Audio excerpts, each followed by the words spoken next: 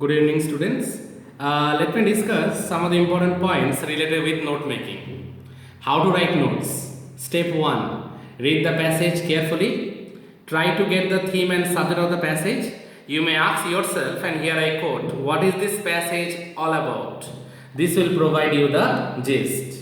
Step 2. Read carefully. Identify main points and important supporting details. Step 3. Make notes of the main ideas under headings and add subpoints under subheadings. Step 4. Use proper layout or format. Example, indented linear form. Number B, sequential form. Number C, tabular form. Number D, flowchart.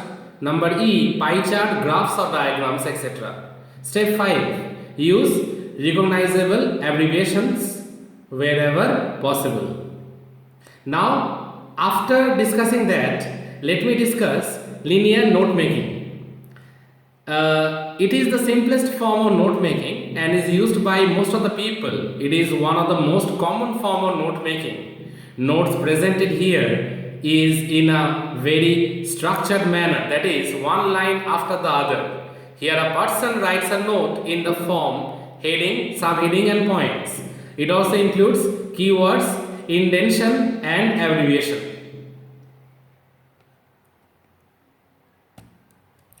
Non-linear note making. Here one can write notes as a diagrammatical representation of ideas and details. It includes mind maps, tree diagrams, tables and flowcharts. It quickly helps us go through the details much quickly and clearly. There is no fixed format for it.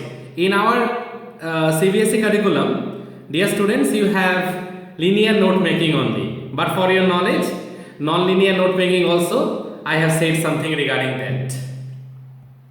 Now, mechanics of linear note making. This is very important.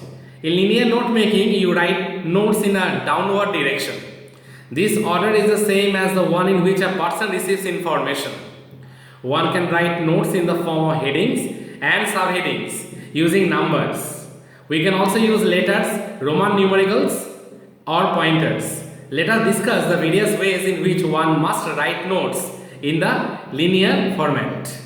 Format, heading, then title or title. It shows the topic or the heading of the note.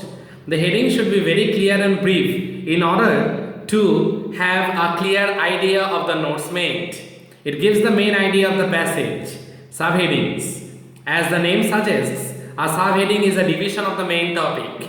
One can use as many subheadings as he or she wants. It is like the heading of to the subsections of the passage. Point.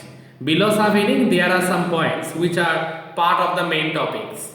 Subheadings are also there. One can add more headings below the points for showing the category, types, advantages, etc. Indentation. It refers to the proper alignment and spacing in the written matter. Indentation means shifting from the margin. It indicates the subheadings, points, subpoints, subheadings, etc. clearly. Indentation offers a well-defined structure for a note. It makes it readable and increases the objectives of the content. Finally, this is very important. When a person writes a note, he or she uses some keys to save time. It has the various code symbols or the abbreviations for the clear understanding in the note making format. Moreover, students, in case of writing note making, let me make it very much clear to you that the summary that you will write will be related with the note making format that you have prepared before writing the summary, related with the unseen passage that will be given to you in the examination time. Apart from that, in case of writing abbreviation, only 4 to 5 abbreviations are enough.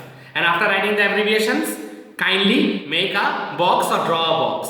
But in the main note making format, you can use various types of abbreviations, more than 4, more than 5, at least 10. But while you are selecting out of those 5 or 10, select only 4 to 5, not more than that. Thank you.